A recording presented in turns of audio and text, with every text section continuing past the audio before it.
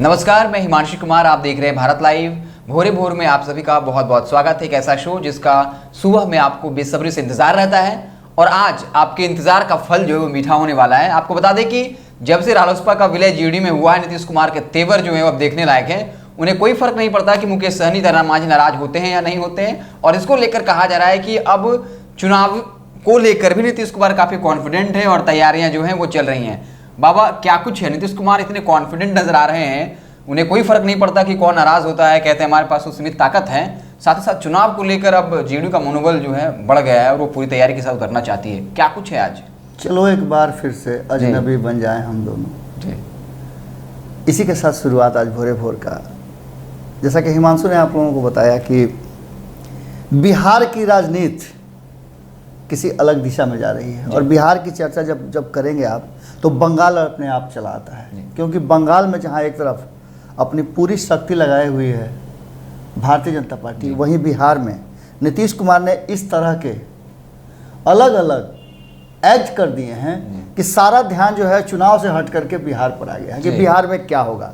साथ ही जब जदयू के कद्दावर नेता, एक से एक बड़े बड़े नेता ये कहना शुरू कर दें कि भैया हम तो पूरे दमखम के साथ चुनाव में उतरेंगे,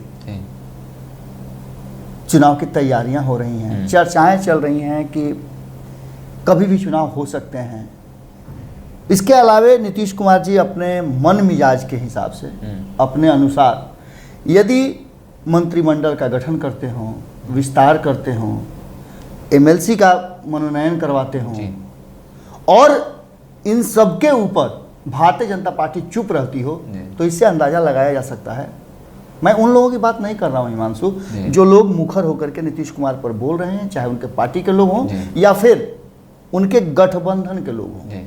आपने देखा होगा कि जिस तरह से मनोनयन हुआ 12 एमएलसी का, उसमें जो कुछ भी हुआ वो नीतीश कुमार के तुरुप का पत्ता था और उन पत्तों को किस तरह से उन्होंने इस्तेमाल किया, इस बात से आप इनकार नहीं कर सकते हैं। जब मंत्रिमंडल विस्तार की बात उन्होंने की तब उन्होंने क्या कुछ किया वो बात आपने देखा। उसके बाद आपने ये भी देखा कि किस तरह से उन्होंने 12 एमएलसी के मनोनयन में अपने मन की बात रखी और भारतीय जनता पार्टी को मानना पड़ा। इस चर्चा में हम नहीं जाते हैं, हम चर्चा इस बात की लेकर के बैठे हैं कि जदयू पूरी तरह से तैयार है चुनाव के लिए। हर तरह से कदम और कमर दोनों तैयार कर चुकी है। कमर तो कस ही चुकी है और कदम भी उसके बड़ी तेजी से बढ़ रहे हैं। इस विषय पर हमने भारतीय जनता पार्टी के लोगों से बात करने का प्रयास किया, लेकिन कोई भी इस मुद्दे पर कोई स्पष्ट बात करने के लिए तैयार नहीं, क्योंकि आपस में ही उलझे हुए हैं जिस तरह से सदन में हुआ। अब तो यहाँ तक कहा जा रहा है कि सोशल मीडिया में एक बड़ी तेजी से वायरल हो रही है बातें कि विधानसभा अध्यक्ष किसको इस्तीफा देने जाएंगे। अब समझिए आप इस बात की बारीकी और गंभीरता को समझिएगा कि जदयू कहीं और है, आरजेडी कहीं और है, विपक्ष कहीं और है, सत्ता पक्ष कहीं और है, लेकिन बीजेपी से लड़ाई शुरू हो चुकी है। सदन में स्पष्ट हो जा रहा है, बताने की जरूरत नहीं कैसे अपने अपने में लोग भिड़ जा रहे हैं। बिल्कुल। और आप देखिए ना कि पहले हम देखा करते थे कि इस तरह की बातें होती थी तो जो विरोधी होते थे वो मुस्कुराते थे और हवा देते थे। अब आप समझिए ना कि एक ही साथ सरकार में बैठे हुए, सत्ता में बैठे हुए लोग आपस में लड़ रहे हैं और एक ही पार्टी के लोग लड़ रहे हैं। एक दूसरे पर देख लेने तक की बात हो रही है, एक दूसरे के बेचैनी की बात हो रही है, व्यग्रता की बात, व्याकुलता की बात हो रही है। और उसके बाद लोग चुपचाप देख रहे हैं, मजे ले रहे हैं। और विपक्ष ये कह रहा है कि ये बात गलत है। मैंने विपक्ष आकर के सत्ता पक्ष के लोगों को और अध्यक्ष की गरिमा को बनाने के लिए तैयारी कर रहा है, ये बहुत बड़ी बात है।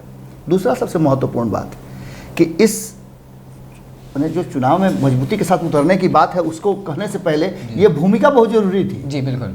इसलिए जरूरी थी कि जब 2019 का चुनाव महागठबंधन हारती है तो अंतर्ध्यान हो जाते हैं तेजस्वी यादव, लेकिन विधानसभा का चुनाव हारते हैं तो अंतर्ध्यान नहीं होते हैं, बड़ी मजबूती के साथ, आक्रामकता के साथ आ जाते हैं और समय समय पर उनके टारगेट बदलते हैं।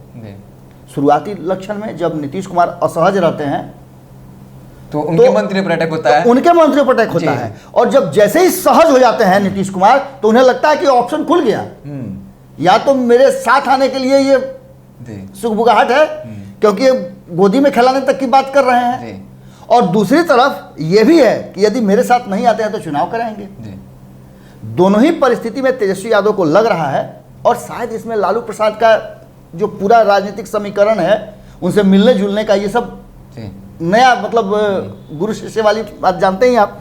तो गुरु अच्छे हो तो शिष्य भी अगर अच्छी तरह से सीखता हो तो अच्छा निकलता है। एकलव्य की बात कर लीजिए, अर्जुन की बात कीजिए, बहुत सारे लोग हैं। जी, इन सब के बीच में हमने बात किया जदयू के एमएलसी जी, गुलाम गौस से।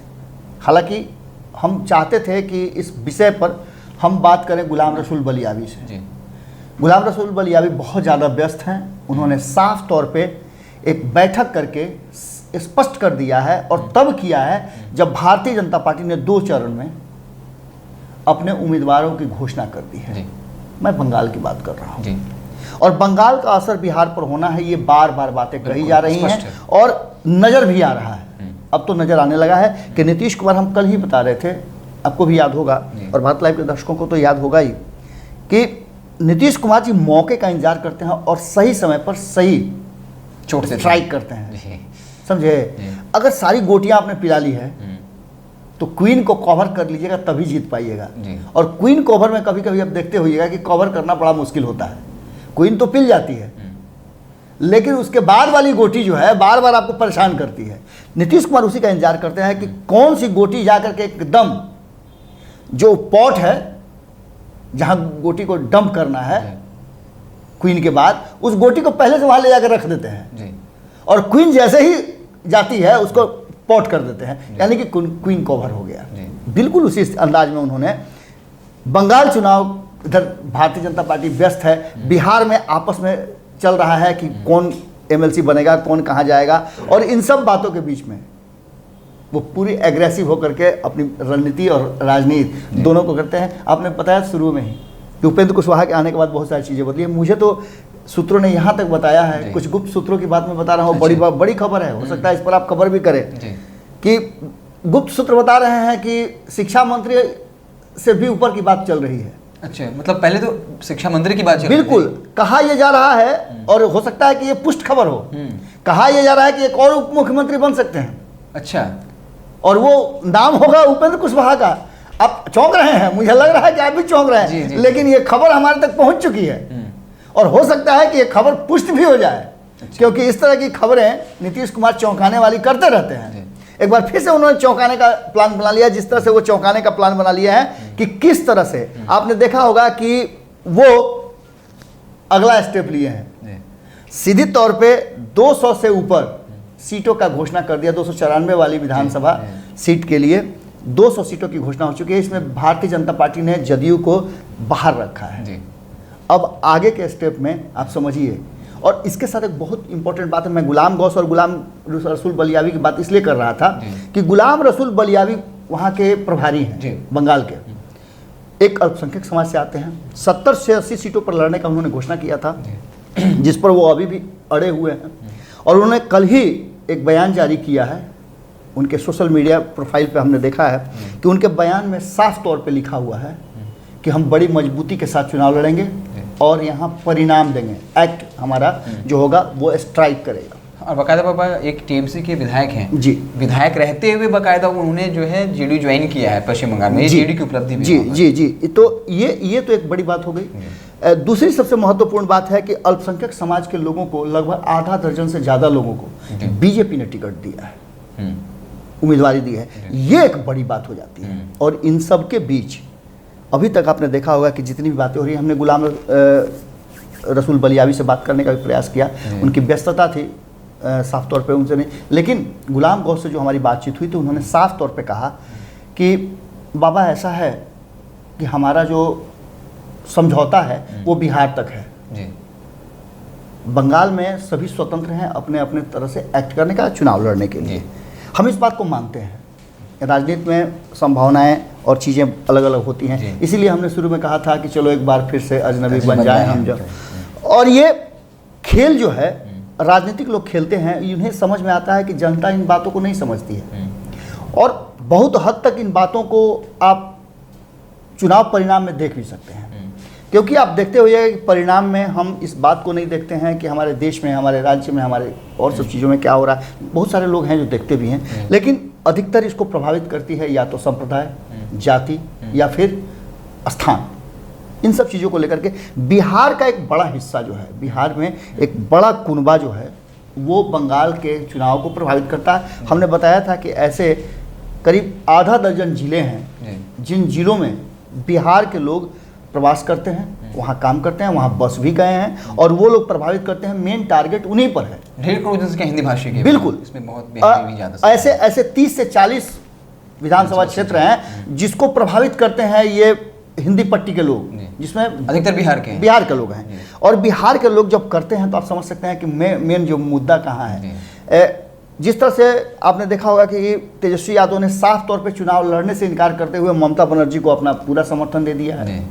झारखंड में भी आपने देखा होगा कि किस तरह से हेमंत सोरेन ने पूरा समर्थन दे दिया है। लेकिन जदयू जो काम कर रही है उसमें दो बातें समझ में आ रही है। एक तो जदयू अपनी जमीन खोज रही है और दूसरा सबसे महत्वपूर्ण बात है कि जदयू भारतीय जनता पार्टी को ये नहीं चाहती है, जो हमारे सूत्र बता रहे हैं, भीतर की बात है। गुलाम गौस से तो हमारी बात हुई तो स्पष्ट उन्होंने कह दिया कि हम वहाँ अपने स्तर से लड़ेंगे, बिहार का पे में उस पर उसका कोई असर नहीं पड़ेगा। लेकिन असर तो पड़ना शुरू हो चुका है, क्योंकि यदि आप सीधे आप हमसे नहीं बोल सकते हैं, हम पर आरोप प्रत्यारोप नहीं कर सकते हैं, तो शब्दों के माध्यम से जरूर आप हमसे खेल सकते हैं। शब्दों के माध्यम से आप वार करके हम पर आप इतना कर सकते हैं कि हमारी मजबूरियों, हमारी कमियों को उजागर कर सकते हैं। हो सकता है कि सम्मान के कारण नहीं बोल पा रहे हो, लेकिन भीतर की जो उमस है बीजेपी में, वो इस बात की तरफ इशारा कर रही है कि बीजेपी के लोग निश्चित रूप से भीतर ही भीतर काफ़ी आंदोलित हैं। और जिस तरह से एक्ट हुआ सदन के अंदर में, जो रिकॉर्ड के अंदर दर्ज होता है, वहाँ इस तरह का एक्ट होना इस बात को बताता है कि कहीं ना कहीं नीतीश कुमार एक बार फिर से, भले ही सुशील मोदी उनके साथ नहीं हो, लेकिन भारतीय जनता पार्टी के अंदर में विद्रोह की का जो वो चिंगारी जो है वो तो लगा ही चुके हैं, इसमें कोई दो राय नहीं है। बहुत सारे लोग हैं, अभी भी हैं, जो नीतीश कुमार के समर्थक हैं। वो अभी भी इंतजार में हैं कि मौका आ सकता है, और हो सकता है, हम एक बार फिर से रिपीट कर रहे हैं कि इन सारी बातों में हो सकता है कि पीछे बैठा कोई शख्स इस पूरे खेल का डोर जो है अपने हाथ में रखे हुए। आपने देखा हो कठपुतली वाले में कि कठपुतली में डोर किसी के हाथ में रहता है और एक्ट कहीं और नजर आता है। बिल्कुल लग रहा है कि बहुत सारी कठपुतलियां हैं जिसकी डोर किसी के हाथ में है, और वो इस इंतजार में है कि एक बार फिर से 2017 दोहराई जा सके। क्योंकि 2015 में जिस तरह से भारतीय जनता पार्टी को झटका लगा था, स्थिति वो 2020 में नहीं हुई। लेकिन एक बात तो तय मानी जा सकती है कि जो हुआ 2020 में, उसकी पुनरावृत्ति और उसके बहुत सारे ऐसे छोटे छोटे ब्रेड क्रम्स, जो हमारे संपादक नमन मिश्रा जी कहते हैं, वो छूट गया है, जिसको जोड़ करके एक अच्छा केक बनाया जा सकता है। और शायद नीतीश कुमार उसी दिशा में बढ़ रहे हैं। बंगाल में क्या कुछ होता है, क्योंकि 2019 में 18 सीटें जीतने के बाद लोकसभा में भारतीय जनता पार्टी पूरे उत्साह में है कि वो 200 से अधिक सीटें जीतेगी। लेकिन इसके पीछे बहुत सारे काम हैं, बहुत सारी चीज़ें हैं, जिसमें ममता बनर्जी भी बड़ी मजबूती के साथ है। और ममता बनर्जी को विपक्ष का साथ मिल रहा है, और कहीं ना कहीं नीतीश कुमार भी वही काम कर रहे हैं जो विपक्ष कर रहा है। और ऐसी स्थिति में भारतीय जनता पार्टी के विरुद्ध चुनावी बिगुल का फूंकना कहीं ना कहीं इस बात को दिखाता है कि नीतीश कुमार भी नहीं चाहते हैं कि बीजेपी मजबूत हो, क्योंकि कमज़ोर बीजेपी भारतीय जनता पार्टी निश्चित रूप से नीतीश कुमार के लिए एक कुशन होगा, और उस कुशन को आराम से वो अपने साथ रख सकते हैं। तो ये आज का भोर कार्यक्रम था, जहां बताया गया कि नीतीश कुमार का तेवर और कलेवर जो है बदल चुका है। जब से प्रेम कुशवाहा हैं, आपको बगल में दिख रहे हैं, और पश्चिम बंगाल के चुनाव में भी बीजेपी को चैलेंज करने की बात हो रही है। 70 से 80 सीटों पर चुनाव लड़ेंगे, और बाकायदा जेडीयू के बड़े नेता कह रहे हैं कि पश्चिम बंगाल में उनका गठबंधन नहीं है, बल्कि बिहार में है। हालांकि इसका असर तो पड़ेगा, और इसका अब दिख भी रहा होगा, चाहे सदन हो या फिर जो बाहर में श्याम बहादुर सिंह का बयान हो, तारकिशोर प्रसाद का बयान हो कि हम बड़े भाई की भूमिका में, लेकिन दिख नहीं रहे, लेकिन अब दिखेंगे। तो कहीं ना कहीं चुनौती दी जा रही है, और इस तरीके से वक्त के साथ हो सकता है कि जीडी और बीजेपी की और तलखियां बढ़े। क्या कुछ होगा ये भविष्य गर्भ में है, लेकिन आप देखते रहें भारत लाइव। हम आपको पल पल की खबरों से लगातार अपडेट करते रहेंगे। साथ ही साथ एक रिक्वेस्ट की, जो आपको यूपीआई नंबर दिख रहा है, इस पर यथासंभव जहां तक हो सके डोनेट करें, ताकि हम इसी तरीके से सच्ची और निर्भीक पत्रकारिता आप लोगों के लिए करते रहें। बहुत बहुत धन्यवाद। अगर ये वीडियो पसंद आई और वह बिहार के राजनीति और बिहारियत से सरोकार रखेनी तो सब्सक्राइब बटन दबा के चैनल के सब्सक्राइब कर ली। ओजे एगो घंटी बा, ओकरा बटन दबा देला से कुल सटीक और मारक खबर रुआ मुफ्त में मिल जाई। अगर रुआ पत्रकारिता के हमनी के नया प्रयोग में सहयोग कर चाहतानी तो ज्वाइन बटन दबा दी। पेटीएम नंबर नोट कर ली 9386816700। धन्यवाद।